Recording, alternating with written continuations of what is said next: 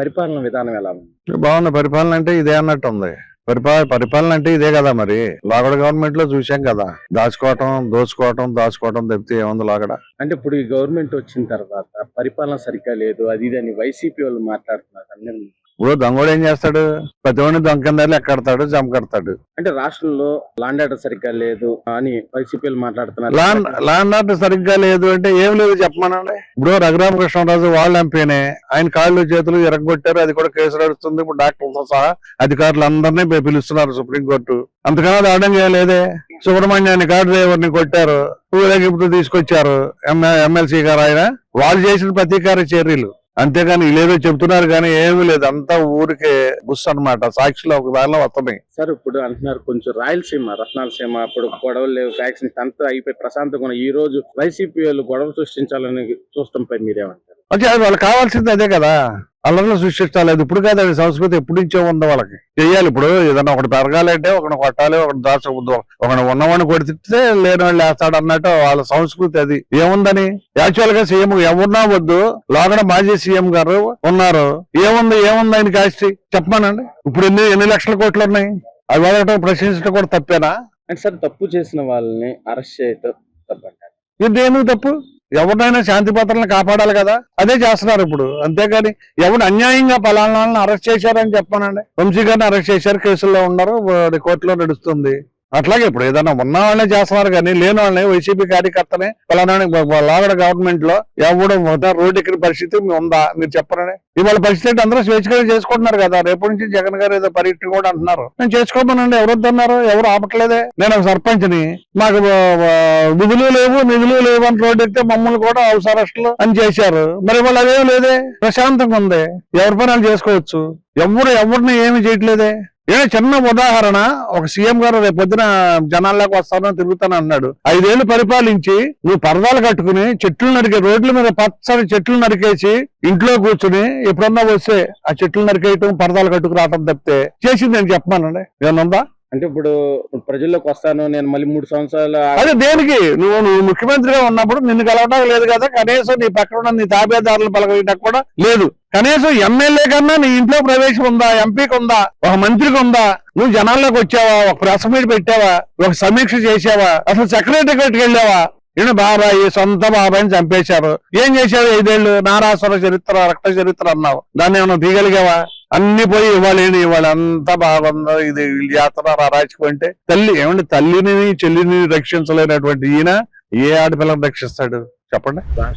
Land order బాగుంది sir, చాలా బాగుంది లాండ్ ఆర్డర్. గతంలో లాండ్ ఆర్డర్ అనేది లేదు, ఇప్పుడు లాండ్ ఆర్డర్ చాలా బాగుంది, ప్రశాంతంగా ఉంది. మొత్తం ఈపీ అంతా ఎక్కడ గొడవలు లేవు, శాంతి భద్రత మొత్తం మన కంట్రోల్లో ఉంది. మేము సామాన్య ప్రజలం, మేము కూడా పోయిన గవర్నమెంట్ లో నోటీస్ మారలేని పరిస్థితిలో ఉన్నాం. ఇప్పుడు అట్లా లేదు సార్, చాలా ఫ్రీగా ఉన్నాం అంతా. పోయిన గవర్నమెంట్ లో చాలా దాడులు జరిగింది సార్, శాంతి భద్రత చాలా కంట్రోల్ గా ఉన్నాయి. ఇప్పుడు చాలా బాగుంది, అన్ని విధాలుగా బాగుంది. అన్న క్యాంటీన్ బాగుంది, పనులు వస్తున్నాయి, విజయవాడ డెవలప్ అవుతుంది, డెవలప్మెంట్ ఉంది. ఇప్పుడు అందరూ చాలా బాగుంది. అంటే గత ప్రభుత్వంతో పోలిస్తే ఇప్పుడు చాలా బాగుందన్న. తినడానికి గాని, కింద వృక్ష దొక్కునే వాళ్ళ కాడ నుంచి టాపీ పని చేసుకునే ప్రతి ఒక్కళ్ళకి గాని అన్న క్యాంటీన్ 5 రూపాయలకి అందిస్తుంది. ఈయన వాళ్ళు తిన్నాను, సేమ్ మా ఇంట్లో ఉన్నట్టు పప్పు ఉంది, బంగాళదుంప కర్రీ ఉంది, చాలా రైస్ అయితే చాలా క్వాలిటీగా ఉంది.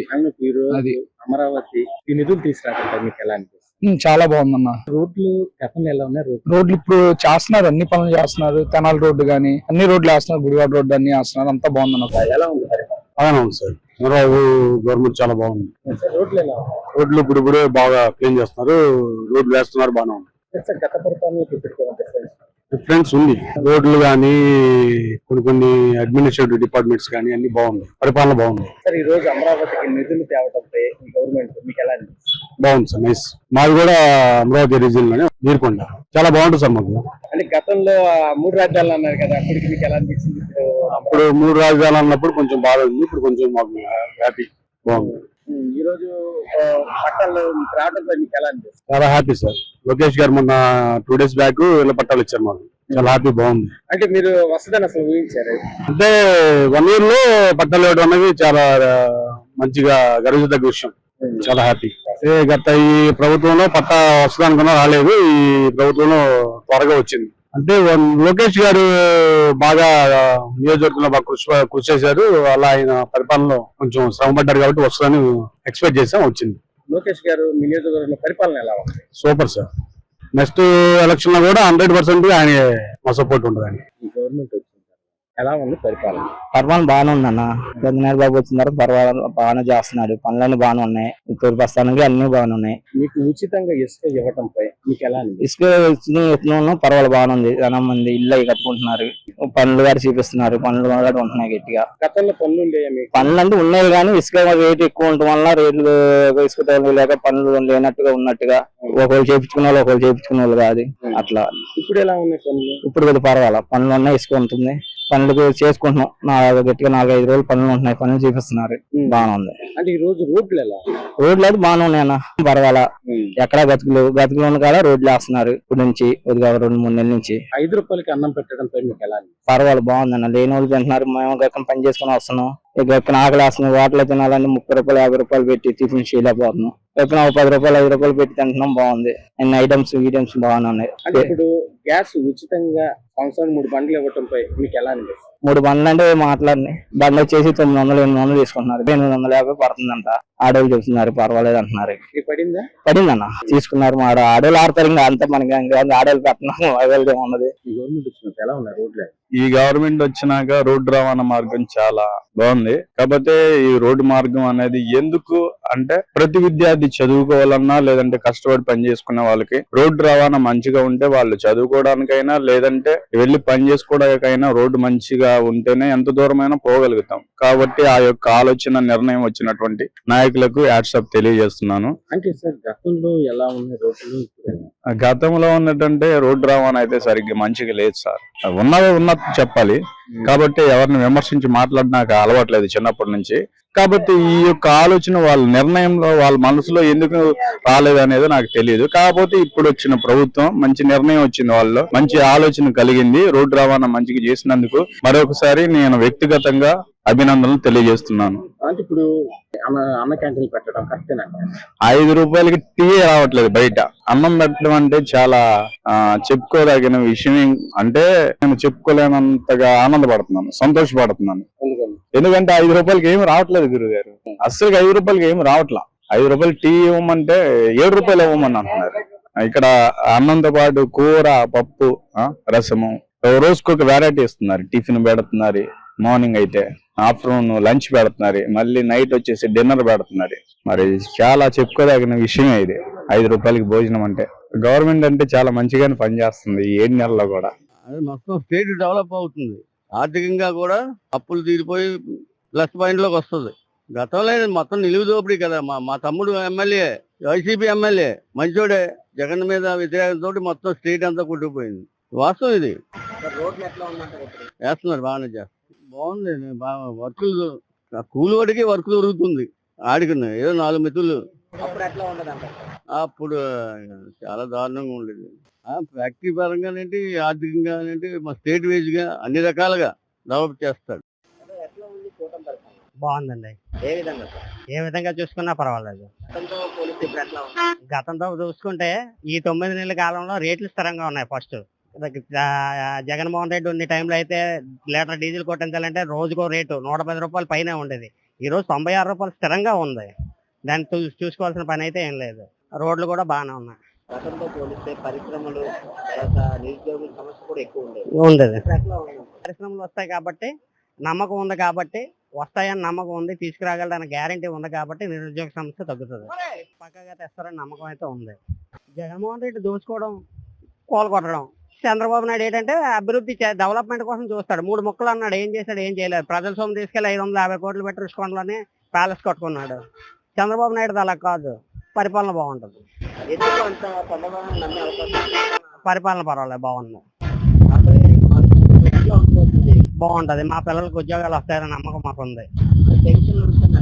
పెన్షన్ విషయం అంటే మాకు మోటార్ ఫీల్డ్ మీద ఎప్పుడున్నా చంద్రబాబు నాయుడు ప్రెజర్ ఎక్కువ. ఆ విషయంలో మాత్రం మేము ఒప్పుకుంటాం. డెవలప్మెంట్ విషయం పక్కన పెడితే ప్రెజర్ మాత్రం ఎక్కువ. అదే చూసాము. అన్ని చంద్రబాబు నాయుడు టైంలో అన్ని బాగుంటాయి, దానిలో డౌట్ పడాల్సిన అవసరం లేదు. గత ప్రభుత్వం ఏముంది, దోచుకోవడం. రానున్న రోజుల్లో మరి పరిశ్రమలన్నీ వస్తాయనేసి పదే చెప్తున్నారు కదా. ఈ ప్రయత్నం గతంలో లేదు కదండి. అందువల్ల ఇప్పుడు వచ్చే అవకాశం ఉందని నేను భావిస్తాను. నమ్మకం ఉందంటారా ఈ కోట పరిపాలన? పూర్తిగా నమ్మకం ఉన్నట్టే మరి. ప్రయత్నాలు అయితే ముమ్మరంగా జరుగుతున్నాయి కాబట్టి నమ్మొచ్చు. ఇప్పుడు గతంతో పోలిస్తే ఇసుక దొరకలేని పరిస్థితిలో ఉంది. ఇసుక గురించి ప్రాబ్లం లేదు కదండి ఇప్పుడు. ఎక్కడ బాగానే ఉంది. ఇసుక కొనాలంటే ఇబ్బందిగా ఉండేది. ఇది ఇసుక ఫ్రీగానే దొరుకుతుంది. శాంతి భద్రత విషయంలో ఎట్లా ఉంది? శాంతి భద్రతలో శాంతి భద్రతలు పర్వాలేదు. అన్న క్యాంటీన్ ఉంది, 5 రూపాయలకే భోజనం పెడతారు. అవి బాగానే ఉన్నాయి. అవును. ఇప్పుడు అదే హాస్పిటల్కి వచ్చే వాళ్ళు కానీ, లేకపోతే ఈ రోజు కూలి చేసుకునే వాళ్ళు కానీ, మరి ఎక్కడ పడితే అక్కడ ఫ్రీగా భోజనం దొరుకుతుంది కాబట్టి బాగానే ఉంటుంది. పరిపాలన బాగానే ఉంది. ఎట్లా ఉంది సార్ కోట పరిపాలన? కూటమి పరిపాలన చాలా బాగుందండి. ఏ విధంగా? అంటే రోడ్లన్నీ సరిగ్గా వేస్తున్నారు. P4 ఏదో స్కీమ్ తీసుకొస్తున్నారు పేదవాళ్ళ కోసమని, చాలా బాగుంది. గతంలో పోలిస్తే ఇసుక దొరకలేని పరిస్థితి. ఇసుక ఫ్రీగా దొరుకుతుంది, ప్రతి ఒక్కరు కళ్ళు పెడతారు. ఏ విధంగా చెప్తారు? అది చాలా మంచి పరిణామం ఇది. చాలా చెప్పుకోదగ్గ ఇది అనమాట. గతంలో ఎట్లా ఉంది? గతంలో అంటే కొనుక్కోవాల్సి వచ్చేది, దొరికేది కాదు, కొరత ఎక్కువగా ఉండేది, ఖరీదు. కానీ ఇప్పుడు అట్లా కాదు కదా, ఫ్రీ చేస్తున్నారు కాబట్టి అన్ని ప్రాబ్లమ్స్ సాల్వ్ అయినట్టే. భవన నిర్మాణ కార్మికులకి మంచి పరిణామం ఇది. సార్ ఇప్పుడు గతంలో పోలిస్తే శాంతి భద్రత ఎట్లా ఉంది? ఇప్పుడు ఎట్లా ఉంది? ఇప్పుడు కొద్ది శాంతియుతంగా ఉంది. అప్పుడు ఎట్లా ఉండేది సార్? అప్పుడంటే మరి కొద్ది గడిబిడిగా ఉండేది. అంటే మనం బయటికి రావాలంటే భయపడే వాళ్ళం. ఇప్పుడు అట్లా కాదు, బయటకు వచ్చినా ఏ ప్రాబ్లం లేదు, బాగానే ఉంది. సార్ టోటల్గా అయితే చంద్రబాబు మీద పూర్తి నమ్మకం ఉందండి. ఓటు కూడా నేను అతనికే వేశాను, చంద్రబాబు నాయుడుకి వేశాను. అంత నమ్మకం. అంటే ఆయన అనుభవజ్ఞుడు, 76 సంవత్సరాల వయసున్న, అంటే అనుభవం ఎక్కువ ఆయన. అనుభవం మీద ఏదైనా మనకు మంచి చేస్తారు. ఇప్పుడు అమరావతి కడుతున్నాడు కదా, అప్పుడు అదే ఆపేశారు అతను, 5 సంవత్సరాలు ఆపేశాడు. ఇప్పుడు అది కాదు, మళ్ళీ రీబిల్డ్ చేస్తున్నారు కష్టపడి. చాలా బాగుందండి. ఏ విధంగా? ముగ్గురు కలిసి అన్ని విధాలుగా అన్ని కూడా ఆలోచించుకుని ముగ్గురు కలిసి కట్టుగా చేస్తున్నారండి. బాగుంది. మాకందరికి ఇంకా ముందు ముందు వీళ్ళు ఇంకా బలపడాలి కాబట్టి అండి, తర్వాత బలపడిన తర్వాత ఇంకా బాగుంటుందని ఆశిస్తున్నాం. గతంలో ఎట్లా ఉండేదంటారు? ఏమీ లేదండి, అసలు మాటల వరకే పరిమితం, కానీ చేతలు అసలు లేవండి. ఏమీ లేదు అసలు. ప్రజలను పట్టించుకోవటం కానీ, ముందు చెప్పడం కానీ, వాళ్ళ వరకు అయ్యో మాటలు చెప్పడం తప్ప ఆ ఆచరణలో పెట్టలేదండి, ఏది జరగలేదు. ఎప్పటికైనా మేము అందరం కూడా, భీమవరంలో అందరూ కూడా చంద్రబాబు గారు అంటేనే ఆయన వస్తేనే బాగుంటుందని అనుకున్నారండి. అలాగే వచ్చారు మరి ఈ ఉద్యోగాలు అవన్నీ ఈ గవర్నమెంట్ లో వస్తుంది. అని ఆశిస్తున్నామండి. మరి తెలుగుదేశం మా పిల్లలకి ఉద్యోగం లేదు. ఉద్యోగాలు లేక చాలా మంది చాలా ఇబ్బందులు పడ్డారండి. ఇప్పుడు మరి ఈయన చంద్రబాబు నాయుడు గారు వచ్చిన తర్వాత ఆయన అన్ని పెట్టి చేసి ఇంకా సంతోషం. లోకేష్ గారు ఎట్లా ఉందమ్మా పనితీరు? కొంచెం చిన్న వయసు కాబట్టి అయినా సరే ఆయనకి మించి, వయసుకు మించి బాగానే చేస్తున్నారు, బాగా మాట్లాడుతున్నారండి. చూద్దాం మరి.